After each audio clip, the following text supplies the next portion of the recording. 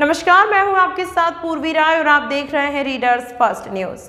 Readers first के कार्यक्रम अपनों से अपनी बात में आज युगल जोड़ी वेद प्रकाश तिवारी और पूनम तिवारी है।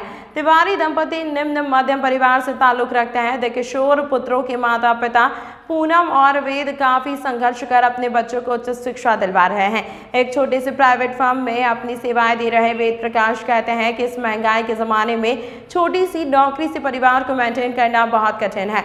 कोरोना की त्रासदी के बाद तो जीवन यापन और भी कठिन हो गया। ऐसे में उनकी सहधर्मिणी पूनम ने कंधे से कंधा मिलाकर गृहस्थी की नैया खेने में उनका साथ दिया। पेशे से शिक्षिका रही पूनम की नौकरी कोरोना के समय जाती रहे। इस आपात स्थिति में उन्होंने घर पर ही सिलाई कढ़ाई के अपने हुनर का इस्तेमाल कर उपार्जन शुरू किया। आज तिवारी दंपति बहुत सीमित आय में जीवन यापन कर रहे हैं, पर अपने दोनों बच्चों को ऊंची शिक्षा दिलवा रहे हैं। इसके लिए वे अपने खर्च में कदर ब्योत करते रहते हैं। इसके बावजूद वे बच्चों को लेकर संतुष्ट हैं। कला में रुचि रखने वाले वेद प्रकाश सितार वादन में स्नातकोत्तर की उपाधि प्राप्त है और विभिन्न समारोहों और कार्यक्रमों में भाग लेते रहते हैं। संघर्षपूर्ण जिंदगी जी रहे तिवारी दंपति के चेहरों पर सदैव मुस्कान खिली रहती है, क्योंकि उतना ही पैर फैलाते हैं जितनी लंबी चादर है। सीमित संसाधनों के बावजूद प्रेम और साहचर्य से जिंदगी कितनी खुशगवार हो जाती है, इसका बेहतरीन उदाहरण है तिवारी दंपति। आज अपनों से अपनी बात में हमारे साथ दंपति वेद प्रकाश तिवारी और पूनम तिवारी जी हैं। आइए हम उनसे मिलते हैं, उनके बारे में जानते हैं और ये जानते हैं कि उन्होंने अपनी गृहस्थी के गाड़ी को अभी तक कैसे खींचा है और इस दौरान उन्होंने क्या क्या संघर्ष किया और इस मुकाम तक कैसे पहुंचे। हमारे चैनल में आपका बहुत बहुत स्वागत है।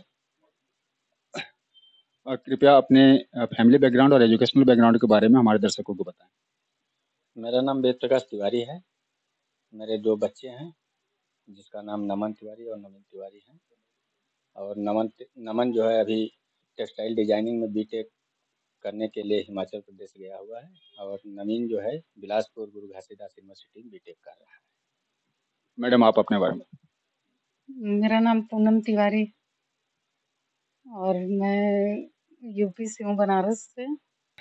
अभी आप एट प्रेजेंट क्या कर रहे हैं, उसके बारे में थोड़ी सी जानकारी दीजिए। अभी मैं जो है कि दशरथ पानठेला के पास में एक कोसा साड़ी का शॉप है, उसी में मैं अभी जॉब कर रहा हूँ। आप सामाजिक रूप से भी काफ़ी सक्रिय रहते हैं और आपका कला पक्ष भी सुनने में आया कि बहुत अच्छा है, तो इसके बारे में हमें बताएं। मैं इंदिरा कला संगीत विश्वविद्यालय खैरागढ़ से बीए किया सितार में, और वहाँ से मैं बी म्यूज भी सितार में ही किया। फिर एम म्यूज मैं सितार में इंदिरा कला संगीत विश्वविद्यालय से ही किया हूँ। और कार्यक्रम के क्षेत्र में मैं कालिदास समारोह उज्जैन में भी मैं गया हूँ।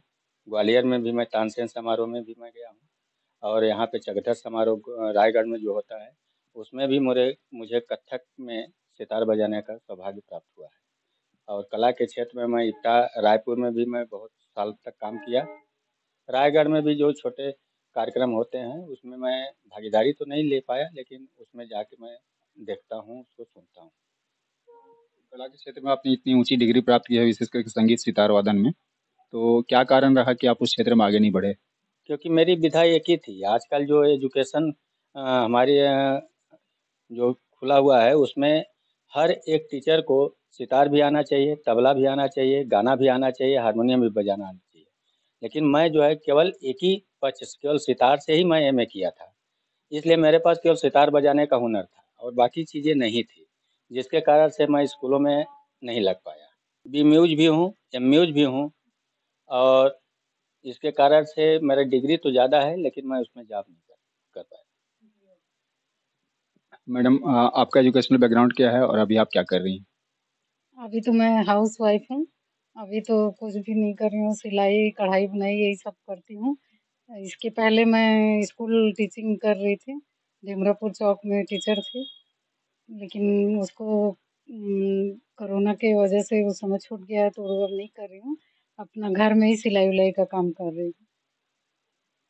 आप शिक्षा से जुड़ी रही, तो इस क्षेत्र में कोई प्लान नहीं है आपका आगे बढ़ने का?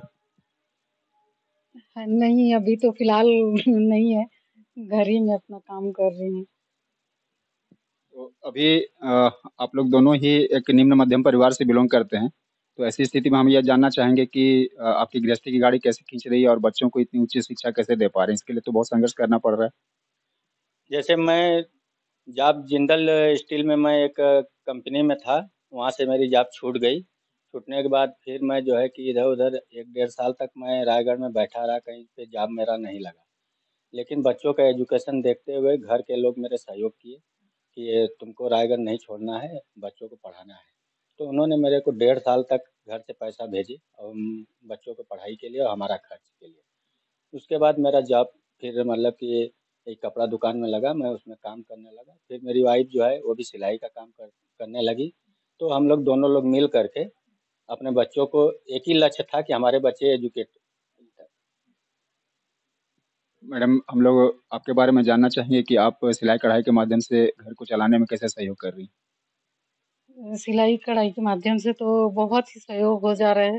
कम से कम अपने घर खर्च निकाल ले रहे हैं और बच्चों का बाकी ये अपना निकाल लेते हैं पेमेंट से।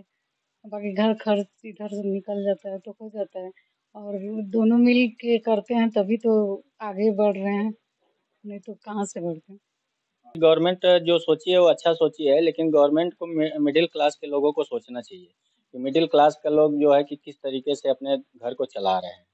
मतलब कि मिडिल क्लास के लोग कभी 10,000 भी कमा रहे हैं, कोई 5,000 भी कमा रहा है, कोई 20,000 भी कमा रहा है, लेकिन उसको सारा चीज़ उसको देखना है, घर देखना है, परिवार देखना है, बच्चों को देखना है, एजुकेशन देखना है, उसके बहुत सारे खर्चे हैं।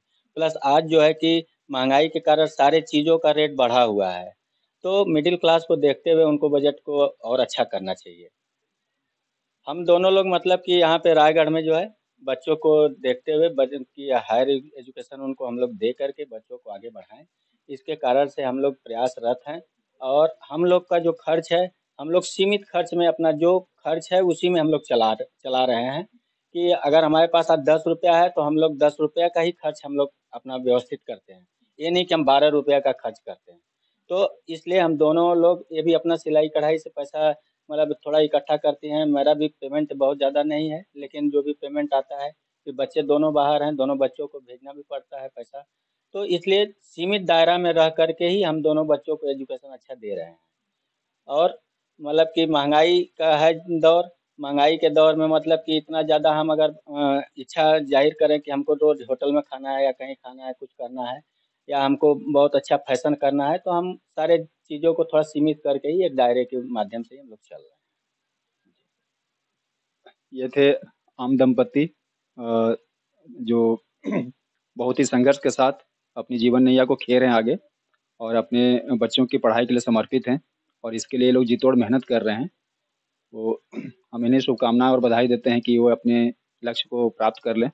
आपने हमारे चैनल को अपना अमूल्य समय दिया, इसके लिए बहुत-बहुत धन्यवाद आपका। धन्यवाद।